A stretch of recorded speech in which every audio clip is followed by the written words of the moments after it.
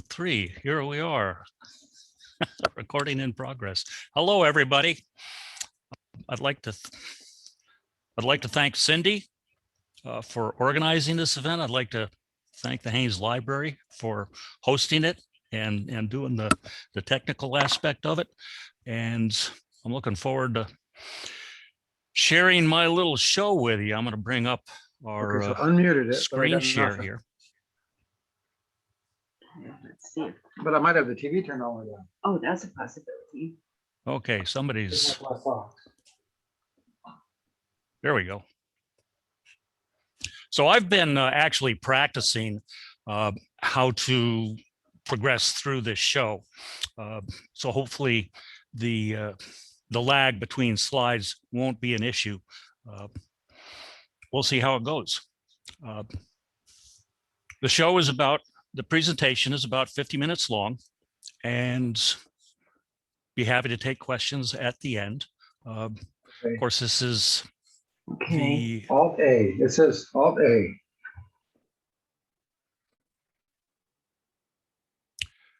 The show is our trip into the Mayan Yucatan, and we're going to start off by visiting the city of Merida, where we staged ourselves from, and then we'll visit the ruins, the Mayan ruins of Xibelxiltun, Uxmal, and Chichen Itza, and wrap up the show with a visit to the city of Izamal. Among my greatest loves is traveling and the study of local history, and of course, photography.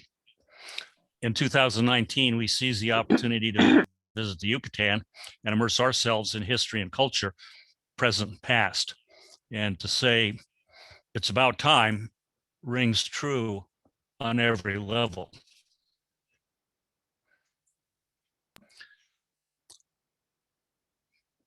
We flew 7 hours out of Los Angeles International Airport. We flew on Aeromexico, which is probably the best way to get around in Mexico. We did a stopover in Mexico City and finally landed at the Aeropuerto in Merida 7 hours after takeoff. Flying over the state of Yucatan, I was impressed with the magnitude of expansive empty country, very much in contrast with the expansive urban development around Mexico City, which is really quite a sprawl. The endless country in the Yucatan is often punctuated by large complexes of what I assume to be warehouses and might well have been greenhouses. And as we approached the city, development switched over to homogenized accumulation of cookie cutter condos. It was about this time in 2019, when we made the trip.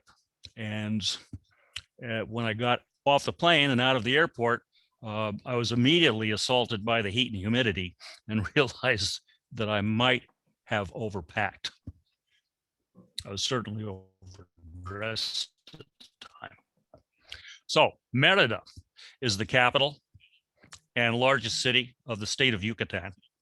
The conquistador Montejo was the man responsible for conquering the Yucatan. And he named the Yucatan apparently after asking the local folks, "Where am I?" And they replied, "Yucatan," which in Mayan means, "We don't understand you." Merida has the highest percentage of indigenous population within any large city in Mexico, and the Maya are approximately 60% of the population. In 2019, Merida was considered the second safest city in the Americas, only behind Quebec City. Merida is a culturally historic city, and it's also become quite a modern sprawl. And while we've come to the Yucatan to visit the Mayan ruins, I'm pretty impressed with the number of modern Mexican ruins that are interspersed throughout the tightly packed neighborhoods. There are great buildings of a grand era that have been abandoned and fallen into disuse and disrepair. They dominate much of the city. And at the same time, there are any number of great and grand structures, ranging from cathedrals to historic homes to government buildings located on any number of plazas that are regularly spaced throughout the city. In these 4 shots on this slide here, at the Grand Plaza not far from our hotel. We see a lineup of local taxis and a couple of historic buildings. Cathedral we'll visit here in a moment, and a few government buildings.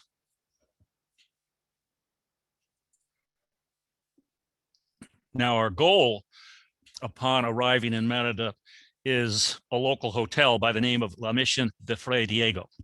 And to quote TripAdvisor, La Mission de Fray Diego is an old house of the 17th century, restored and converted into a charming and tasteful first-class boutique just a block and a half from the main square.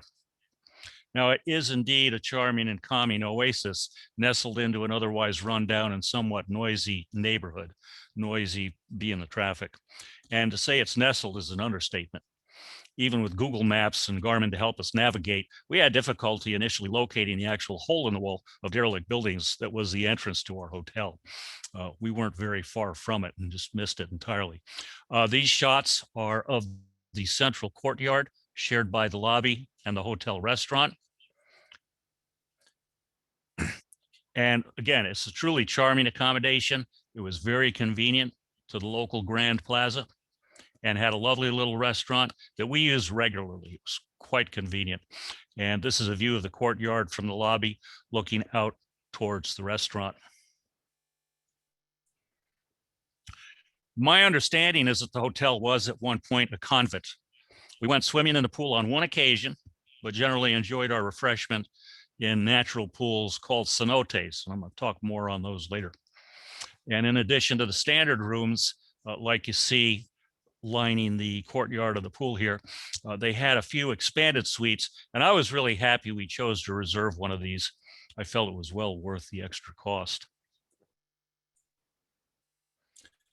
So we made regular evening jaunts up to the historic plaza, and we always felt very safe and secure. Among the many historic buildings located at the plaza, we were immediately taken with the Cathedral of San Ildefonso. The cathedral is open to the public. I would highly recommend a visit to enjoy the peace of the sanctuary.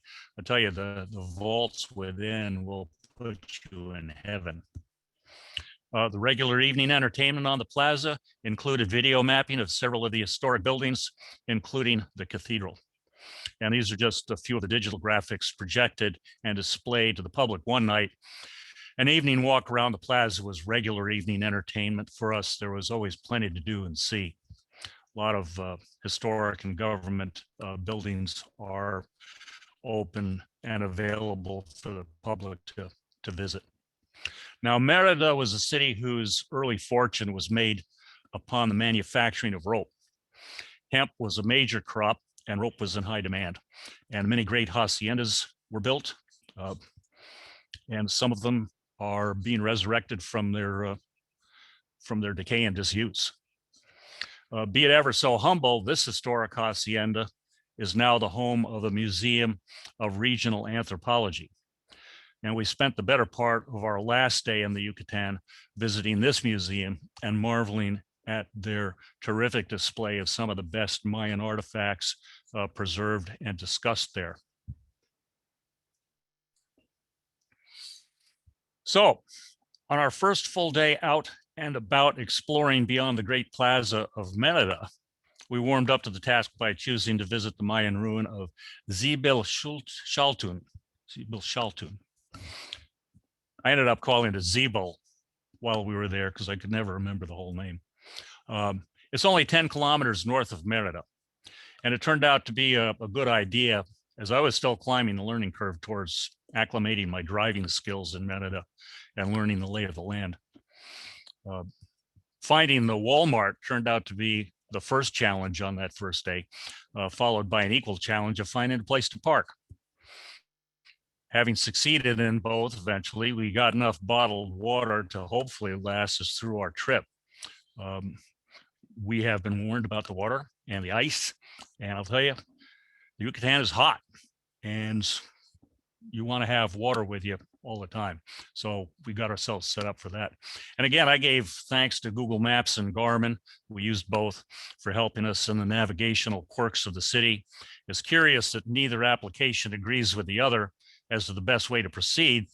but we always eventually got to where we needed to be. So on to Zibil Shaltun. It's a modern Mayan name meaning writing on flat stones.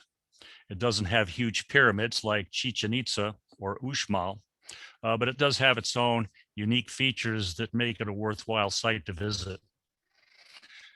It was once a wealthy port and center of Mayan coastal trade with a peak population of about 200,000. And as we visit various sites, I will always bring up a map to show you where the site is relative to Merida. Merida will always be in the center of the round red circle, and our destination will be within a star. So as you can see, Zibil is not far north of Merida. Now, this is a shot of the Temple of the Seven Dolls. It's an impressive building on a pyramid base with one short tower on its roof. The temple was discovered by archaeologists in the 1950s under the ruins of a larger pyramid, which was constructed on top of the Temple of the Dolls. And the roadway you see connects the temple with the central plaza some distance behind us. Now imagine this roadway illuminated along its entire length to the main plaza on the equinox when the sun's rays pass through both doorways at sunrise. It's time to rise and shine and plant corn. Now is going to be a good time to introduce a pervasive Mayan deity that was common to all the sites. The deity Shak is the god of rain and corn and lived within the mountain. The mask of Shak often appears above the doorway of a temple. The doorway is his mouth. The mouth represents a cave, the entrance into the heart of the mountain. The mountain is a sacred place that provides the rain and in turn the corn that will feed the people. I'm going to use my cursor here. Notice the mask of Shak over the doorway of the temple, and on each corner of the temple, we once again see the mask of Shak.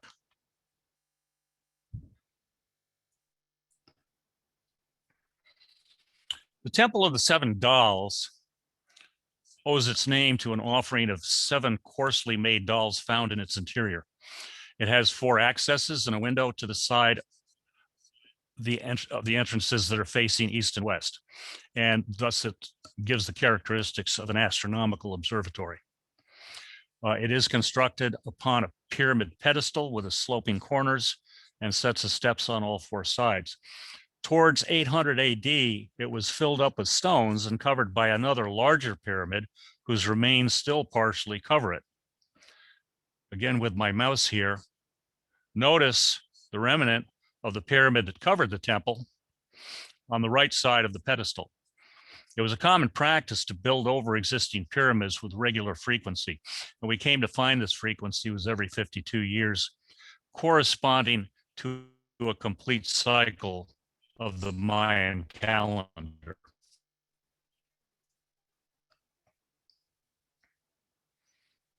Waiting for our next slide. There we go. Hopefully you see it too. Down the avenue from the Temple of the Seven Dolls and on the side of the central plaza, this is a larger pyramid we could climb and explore, and evidence of the Puk style of Mayan construction, again, whereby older structures are covered by new construction.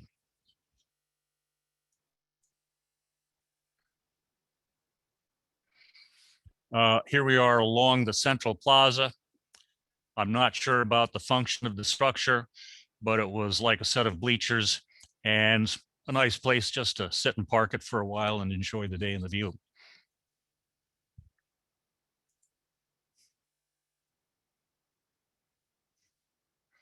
Enjoy the view while I'm waiting for the next slide to pop up.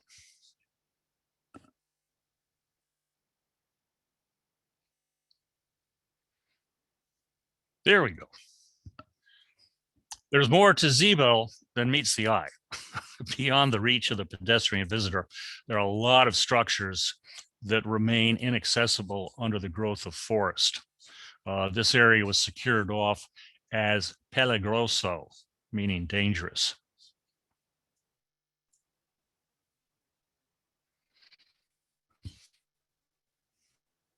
Now, in contrast to the Mayan archaeology is the remnants of a Spanish chapel located in the middle of the central plaza. And this next slide shows a wider angle with our bleachers off to the right side.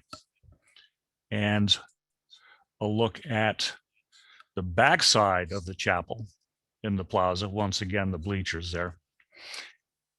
Presumably, the stones used in the construction of the chapel were taken from local Mayan buildings.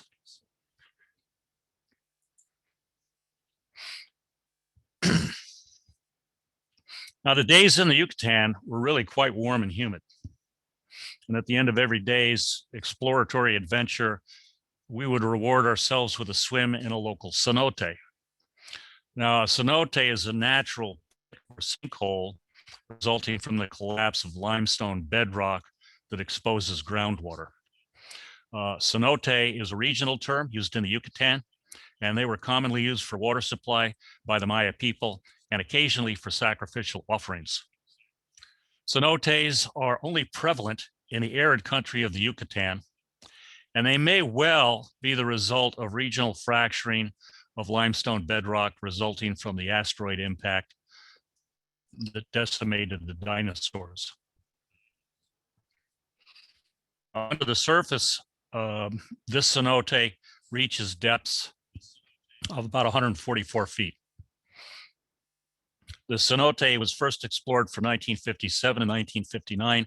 It is on the site of Zebil, and they found thousands of pottery shards and urns in the water, along with wood, stone, bone artifacts. The earthenware dates to the late classic periods of 600 to 1000 AD. And you can see behind the cenote another pyramid.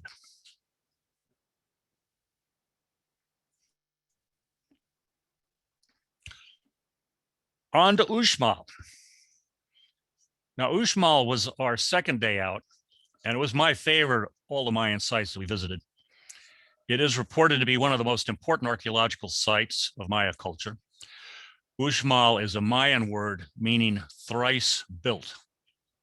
And this is one of the sites recommended by a good friend, which led us to the decision to base out of Merida. The trip south is about an hour and a half along an excellent highway. Among the great things about driving in this country is that the land is flat, the roads are straight, and there's next to no traffic on them. It took Garmin, it still took Garmin to help us navigate through the town of Umal, since beltways seem to be unheard of in this part of the country. Now, we decided to hire a guide here to glean the most out of our day. This turned out to be a very wise choice. We came by an excellent fella by the name of Demetrio. He's a local man of Mayan and Spanish descent. For the very reasonable price guides charge in this country, you should not hesitate to support the local folk and take advantage of the wisdom and insight they can offer. Here's a map of the layout of Uxmal. Follow along with my cursor here if you can see it. Of course, we're going to come in through the entrance, then we're going to visit the Pyramid of the Magician and over to see the nunnery, through the ball court, up to the high ground of the governor's palace, and we'll climb the Great Pyramid and then go visit the House of Doves.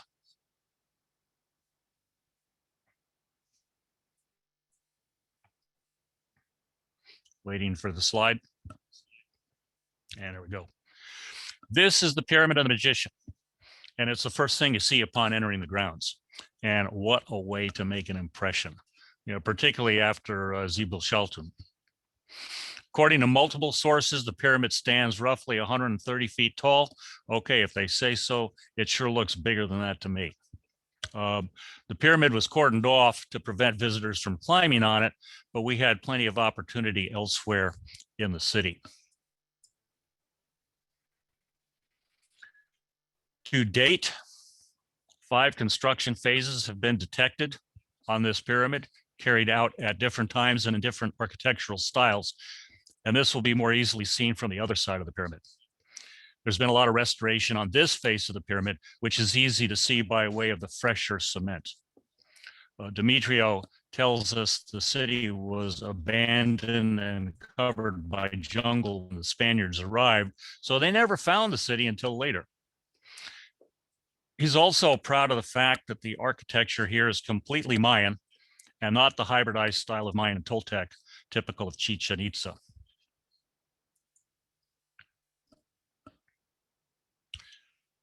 As I said earlier, Shak is the god of rain and is prolific throughout the city.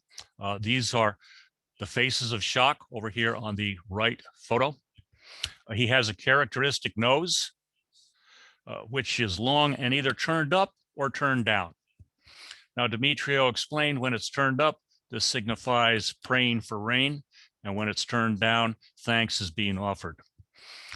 There are Shak noses lying around everywhere in Uxmal, as the majority seem to have broken off through the years.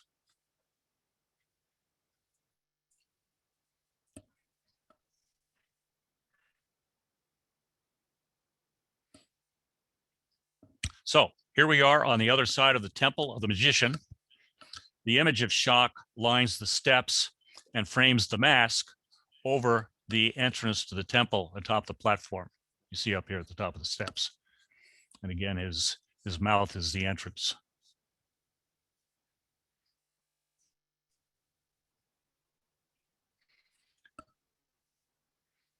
And this is me getting artistic again. In contrast to some of the northern Mayan settlements in this part of the country, we're a little closer to the jungle, and there are no cenotes.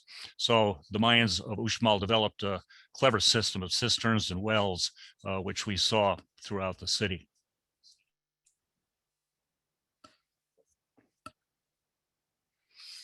This next area is known as the nunnery, and it was so named by the Spanish because they didn't know any better and thought the area resembled a convent. The facades offer a really rich combination of decorative motifs, such as lattice work, colonnades, huts, masked representations of Shak, the rain god, two-headed serpents, owls, symbols of the planet Venus, geometrical elements, human figures, naked or tied up, sitting or standing. The top shot on the photo page is the courtyard surrounded by buildings of the nunnery. Lower left shot is just a shot of the temple of the magician looking through one of the portals to the nunnery. And in the lower right, that's one of the nunnery buildings with the temple of the magician in the background.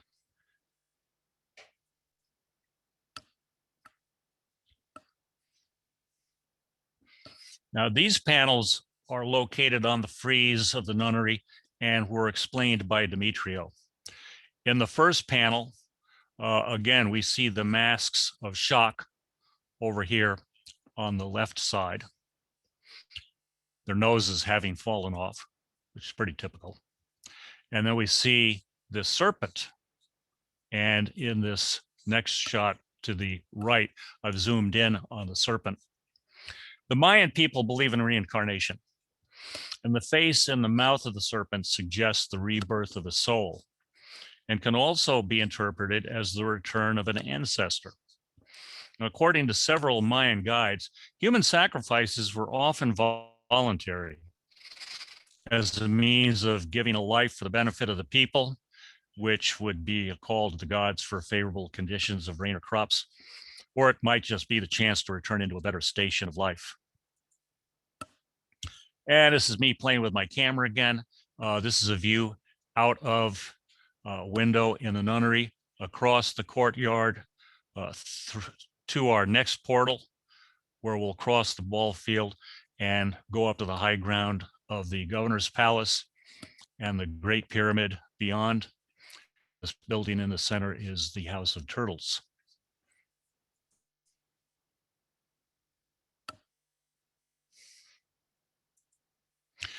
This is a view of the upcoming governor's palace through the nunnery portal, across the ball court, and a common local in residence. So up on the high ground, this is known as the governor's palace. Demetrio pointed out that there are three main divisions in class in Mayan society. There's the upper ruling nobility, artisans, and common people. And the more noble your class, the higher you lived physically above all the others. And the governor's palace is where the nobility lived. When Thompson did his archaeological excavations here, this is where he set up his own residence, because he counted himself as nobility. Its facade boasts some of the most beautiful examples of Mayan architectural sculpture. We see masks of the god Shak adorning its four corners. And in this shot, we see they're placed diagonally, creating a serpentine molding. The cursor here is sort of following the masks, forming a serpent's body. And zooming in, the center is a throne with a majestically seated sovereign surrounded by intertwining serpents and masks of the god Shak. This is dated between 900 and 1000 AD.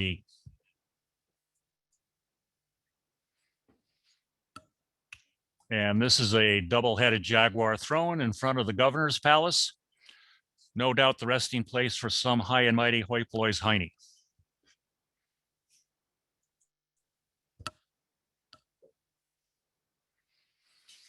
And here we see a comparison between a restored side and an unrestored side of the structure. There's an awful lot of work going into reclaiming the site, the archaeological zone. And we noticed on the way in, there were some signs posted by local workers who are really not happy about the way they'd been treated and promises not being fulfilled by them who was hiring them. This is a grand view from the platform deck of the governor's palace, looking down on the ball court over on the lower left, the nunnery behind it, and the palace of the magician. It's really such a photogenic temple, and you are seeing a fraction of the number of shots I made of this temple.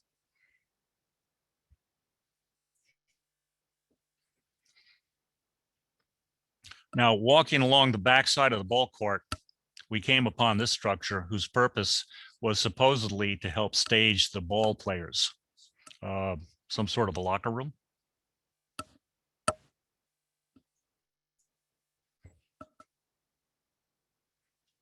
Waiting on the slide. There we go. This is the Great Pyramid. It's located next to the governor's palace. The building at the top of the steps is called the Macaw Temple. This was built around the 8th century. You might notice the growth on the right side of the pyramid. There was a worker there with a machete working on clearing away the jungle that had grown over and covered the side of the temple. We continually found evidence of structures quite overgrown and dismantled by time and nature. Quite climb up. Steps are not built according to modern codes at all, but it's nice that the public's allowed to climb the Great Pyramid. It does give one a small sense of the Mayan reality. The ascent does not come easy to many. More unnerving than the climb up is the descent. I found ascending diagonally was really far more comfortable than a direct descent.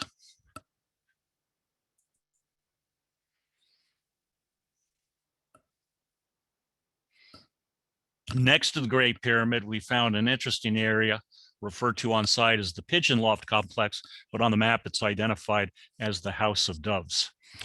There's a lot of the building missing here along this front part. These are all rooms that at one point in time were, enclosed, but there's a lot of stuff missing.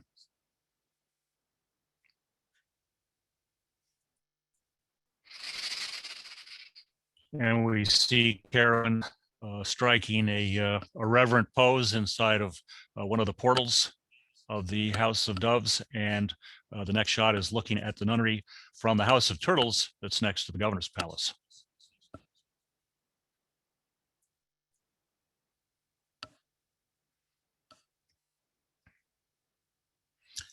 And of course, our reward for a day well spent is a cooling dip and a cenote we found as we returned to Merida. This cenote is outside of Cacao. Cacao is a very interesting village that once knew prosperity and now hangs by a thread of memory in concrete shacks whose furnishings are relegated to hammocks. Children sit on the curbs watching the world unfold at their feet. Often their gaze towards their feet is there's a smartphone to distract their poverty. The cenote we visit is well cared for and maintained by a local ejido, and we suspect the modern entrance fee may be a significant portion of their economy.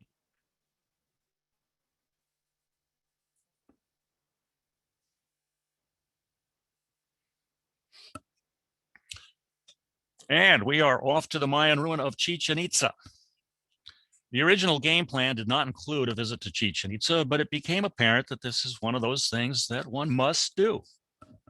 It's conveniently located near enough to Merida to make the decision an expedient choice. So let's lighten that bucket list by one, even if it was never on the list in the first place. We leave Merida rather early to get a jump on one of the more popular and visited ruins in the Yucatan. We've been warned to arrive early to beat the rush. Now, believing the park opens at 9, we arrive at the sound of the opening bell to discover that the park opened an hour earlier, and we are now at the end of a very long queue at a well-developed entrance that begins to resemble Disneyland. Little side note here. If you go to Mexico to visit the ruins, none of these archaeological zones, actually no place down there, takes American Express. They don't take MasterCard. They don't take Visa. They don't take anything plastic. They don't do currency exchange. You better have coin of the realm.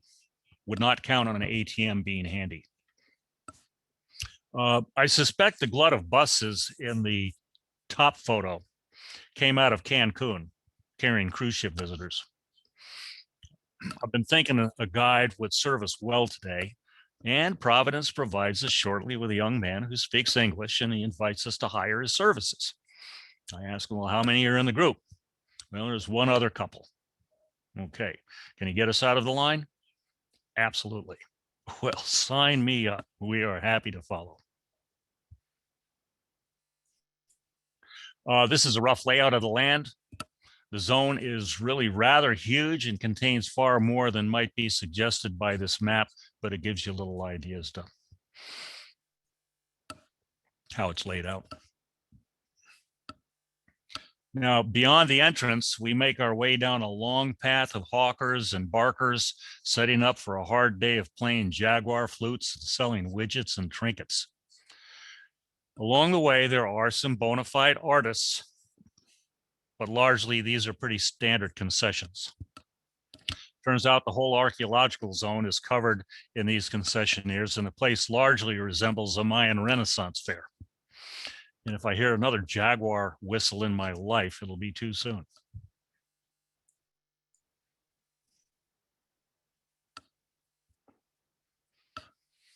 And then we see the magnificence of El Castillo, the Great Pyramid of Kukulkan, the feathered serpent. Much can be said about this imposing structure, which may be the most iconic image of the Mayan Empire, though it exhibits much of the later Toltec influence as well. With the advent of massive commercialization and tourism, many people are disappointed that they can no longer climb the temples and monuments. Personally, I had no problem with this restriction. As a photographer, I preferred the clean shots of the ruins without people crawling up and down like an anthill. It was difficult enough making this clean shot. I believe I made it late in the day after many of the buses had left to get back to Cancun.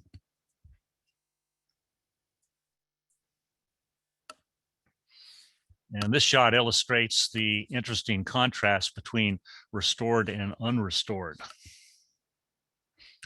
we do start to glean some very interesting information from our very reasonably priced guide. The city of Chichen Itza was never found by the Spaniards. It was buried in jungles, having suffered a terminal decline after wars with Uxmal and other cities, along with a variety of stresses, including resource depletion. Also, we learned that El Castillo was not built in a day, as the saying goes. We've already discovered that monuments such as the Temple of the Seven Dolls at Zibelchaltun were found to be covered by larger structures. And we learned something of the Mayan calendar in this regard. To make a long count short, the calendar makes a complete cycle every 52 years, known as the calendar round. And at the time of these cycle completions, new pyramids were often built over older structures.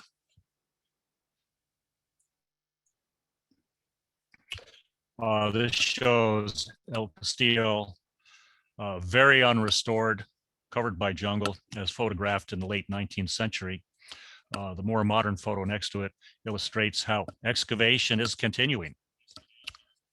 Recent discoveries have also found that El Castillo was built over a sizable cenote. As just me playing with my camera again, having fun with compositions. It's what I do. Of all the sites we visited, Chichen Itza had the best and most prolific artwork still on site, in situ, rather than preserved in a museum. These are 3 shots of the very detailed scroll work along the sides of the platform of Venus.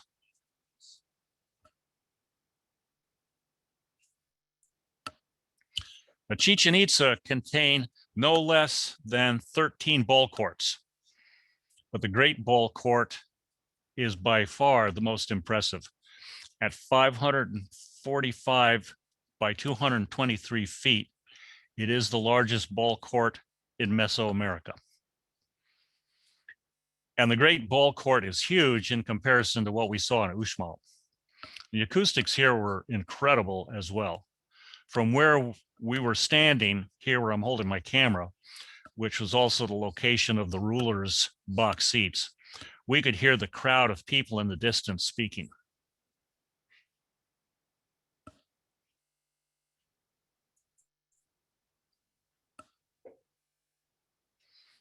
The Temple of the Warriors is a large stepped pyramid that was named after the surrounding carved columns depicting warriors.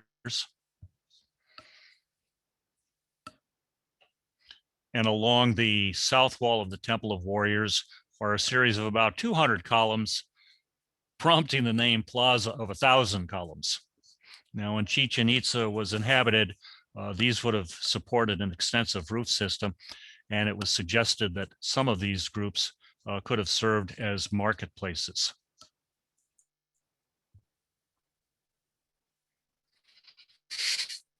One of the more unique structures, the El Caracol Observatory, stands as a monument not only to the architectural skill of the ancient Mayans, but also to their surprisingly advanced understanding of the heavens. El Caracol, which means snail in Spanish, is named after the winding staircase that rounds the interior of the central tower. Dating from around 900 AD, the crumbling viewing tower stands on a large square platform high above its surroundings. And from the tower, the Mayans could view the sky above the vegetation without any obstruction. This is a rendition of how the observatory looked in days gone by, presumably. And I absolutely love the clouds that accumulated in the afternoon. Some of you may get that joke. And just another shot of shock in one of the stelis here on the side of the pyramid, his nose turned up in a prayer for rain.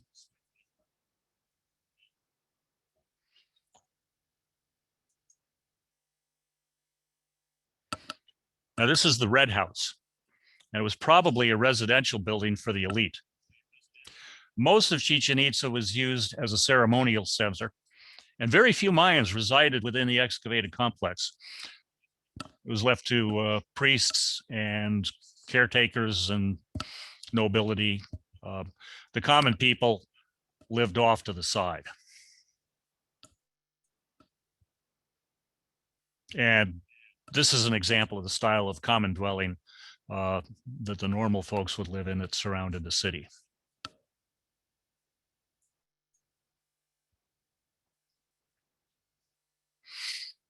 And in this shot, we can see a restored ball court behind the red house, pretty much resembling the ball court in size and style that we saw in Uxmal.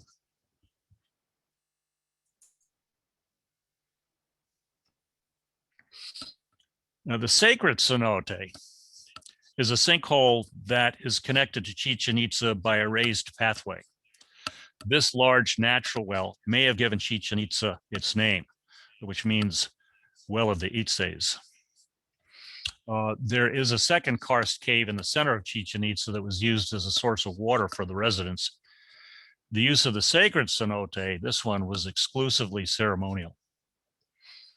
Over the years, the murky water has yielded many artifacts, including gold, jade, copper, turquoise, obsidian, pottery, rubber, shells, and the bones of around 200 people who were thrown in as a sacrifice.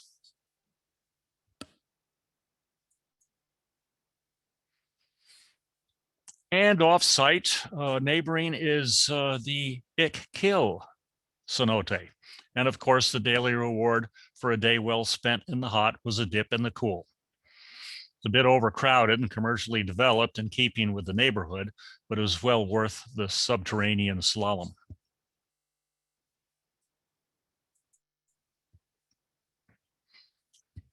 So Izamal provided us with a new flavor of adventure.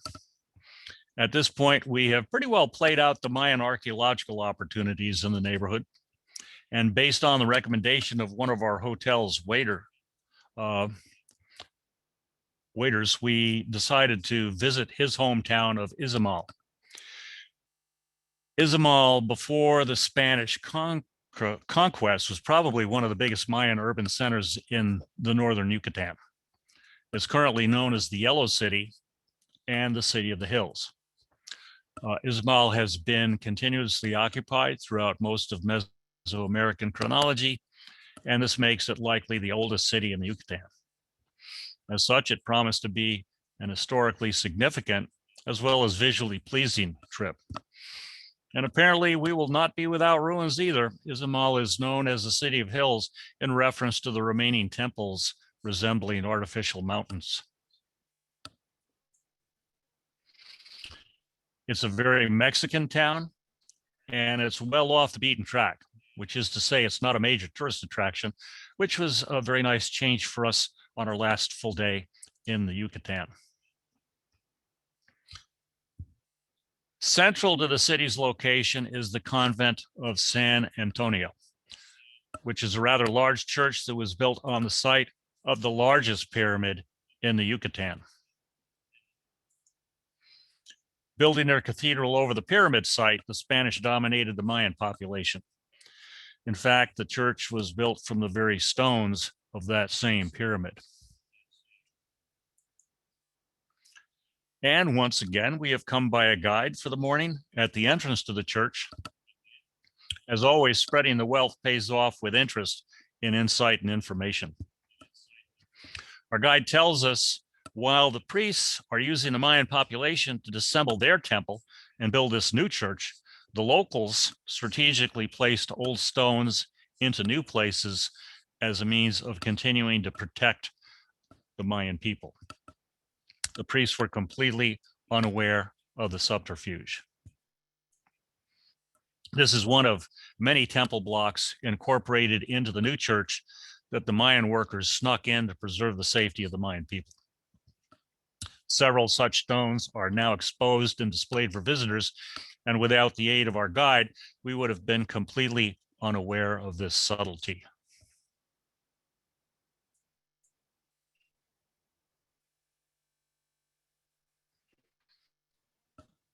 striking observation upon arriving at Izamal is that the city is largely yellow in color.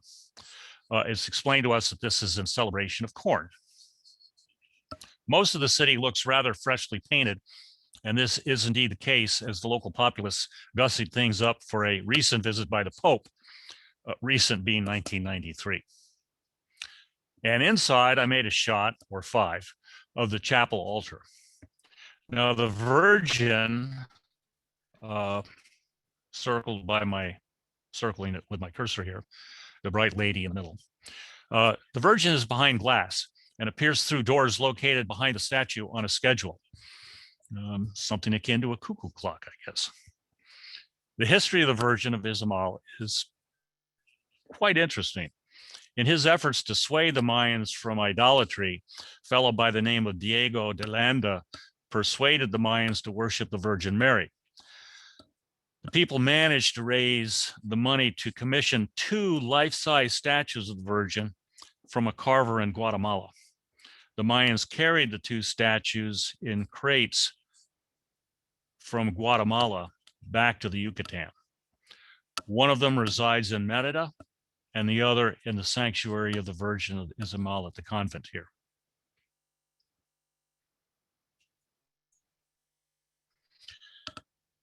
And this is the back side of the church, constructed of limestone blocks recycled from that large Yucatan pyramid. The church is built on the side of the pyramid, and I'm guessing they didn't want to have to move the blocks too far.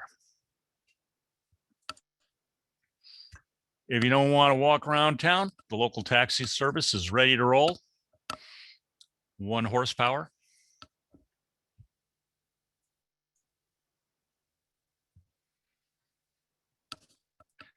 It may be the best looking taxi service I have ever seen.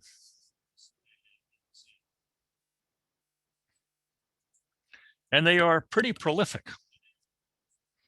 There's always one rolling along. Looks like the kid is color coded to the chariot they chose. Anyway, these things were real eye candy and easy to choose to make a lot of shots of these guys.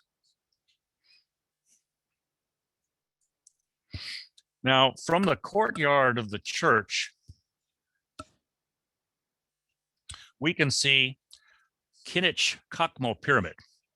Now, we had a bit of fun winding our way around the streets looking to find an access to it. The local ruins are just scattered about here and not part of any established archaeological zone for the tourists.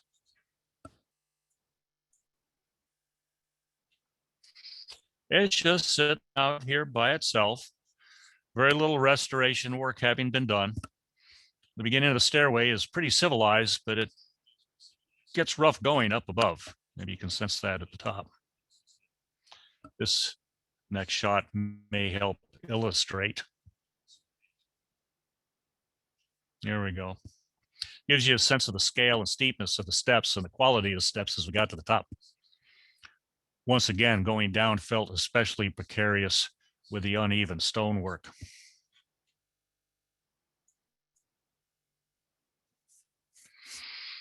It does provide the best view of the countryside within the town. Now, we saw quite a few other ruins from the chapel courtyard and tried to locate them, but they turned out to be completely cut off from us by being surrounded by shops built around their bases.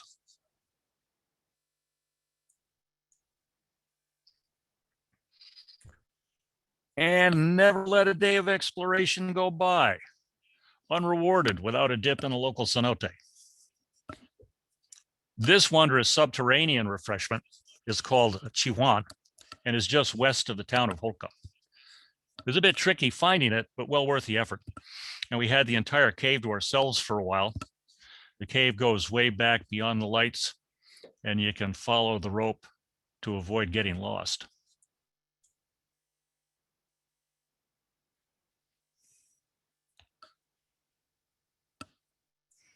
And perhaps thankfully, that's my presentation. A lot of the material that I took for this presentation was off of a series of blogs I did on the trip. That's the big address on the top if you wanted to see the blog, and a lot more pictures in the galleries associated with the blogs.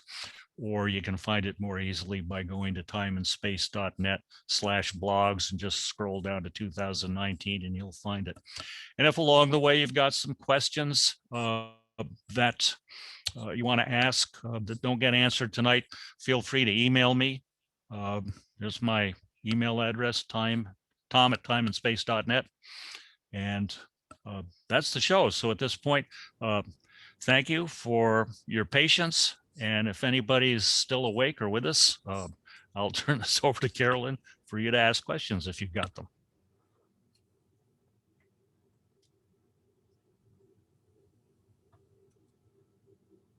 Great. Thank you so much, Tom. That was an amazing armchair travel. The amazing yellow. I love bright color. If anyone has ever been in my office, you know why I like that talent. So I'm going to open it up now for questions. You can look in your reactions folder down at the bottom of your screen. You'll see toward your right a little smiley face with a plus. That's reactions. And if I see you, if you click on that, you'll have a clap and a thumbs up or a heart or whatever. Click any one of those. I'll put you down as I see you, and then you can ask questions of Tom. Again, if you would not like to be recorded, please let me know and I will pause recording. Okay, we have a question from Neil. Hang on just a second.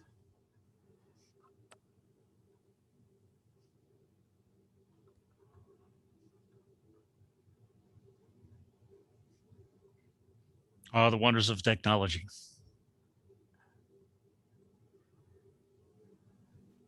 Okay, can you hear me now? Yes, hi. Hi. This is Deborah, and I'm at Neil's house watching with him. And Tom, some of those pictures were just stunning, really, really beautiful. Thank you. I recognize they're more art pictures than they are tourist pictures, but that's your talent. My question has to do with the foliage or the vegetation.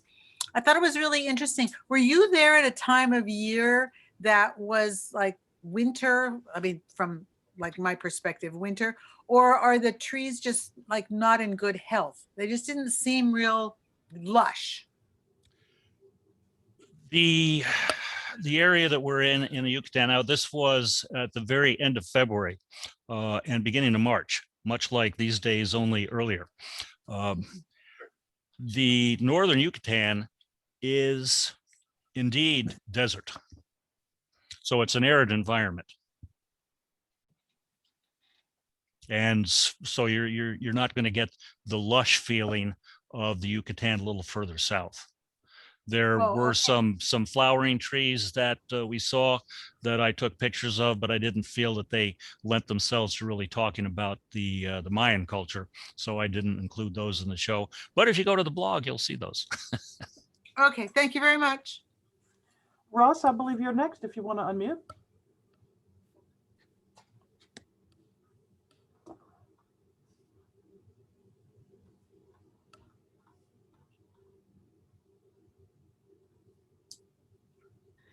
Says, can you hear me now? Yes. Oh, okay. It says that I'm still muted. So thanks, Tom. That was really great. I have a couple of questions. Do you remember? I don't remember the rules for the ball court, how they played the game, and also, do you know what the purpose of the nunneries was? I don't know.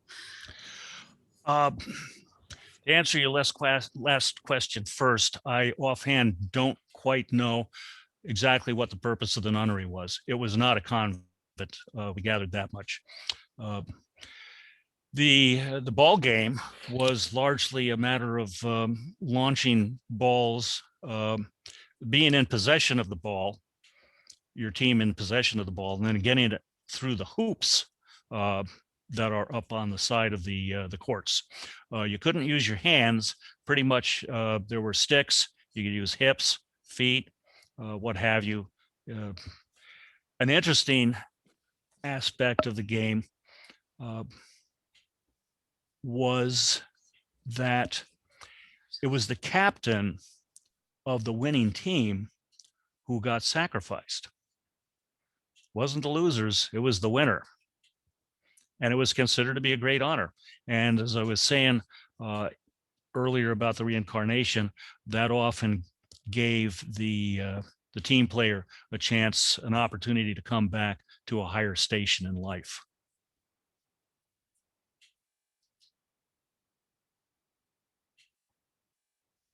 Okay, Dennis, you had a question? Yes, can you hear me? You bet. Yeah, Tom, great photos. It's amazing what you can do with an iPhone. Some of those were iPhone pictures. Yeah. Not all of them, but some of them were. Hey, early on, I don't remember now the place, there was a temple of the wizard or something like that. Or Temple of the Magician.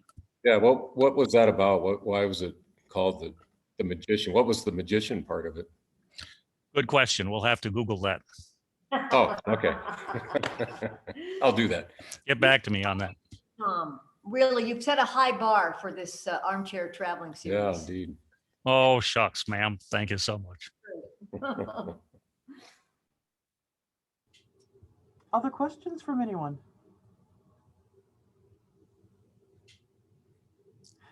I must have been very comprehensive or put everybody to sleep. Evelina. Yes, you have a question. Go ahead and unmute yourself there. Okay.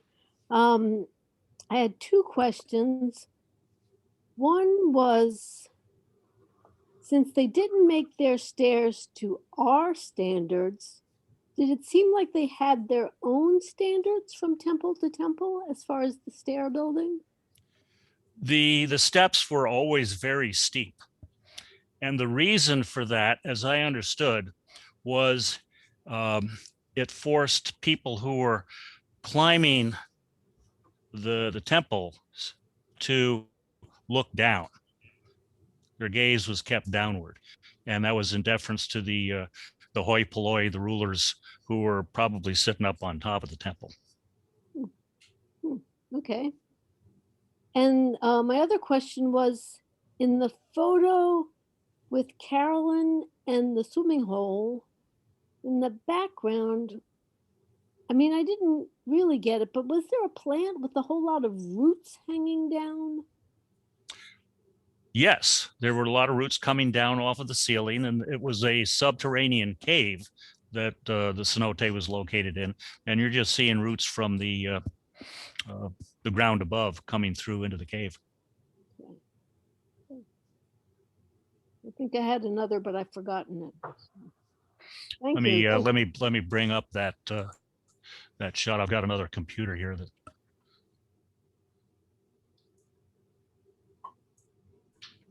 There's a lot of moss.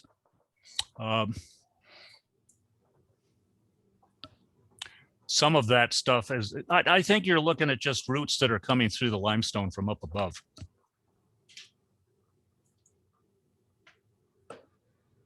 Okay.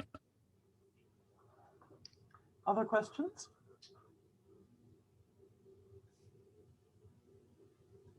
Seeing none. Thank you again so much, Tom. We are so proud to have you do the initial show in the series. Cindy, did you have anything else you wanted to add at the end of the show tonight?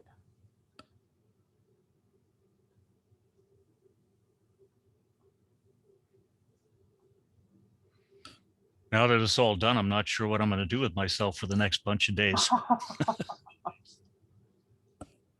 I'll have to watch a movie or something. Well, I will then call us to order. Thank you all for showing up. Your library is so pleased to be able to host your Armchair Travel series. This is a wonderful thing that Cindy has done. Cindy, thank you so much for doing the organization on this. We hope that people will join us in the fall after this particular set of 4 is done. If you do want to do a program at your library, share a skill, share a place you've been, talk about something you find interesting, give us a call, 766-6420, and we will see what we can do to make that happen. Thank you all, everybody. Have a great night. Ciao for now.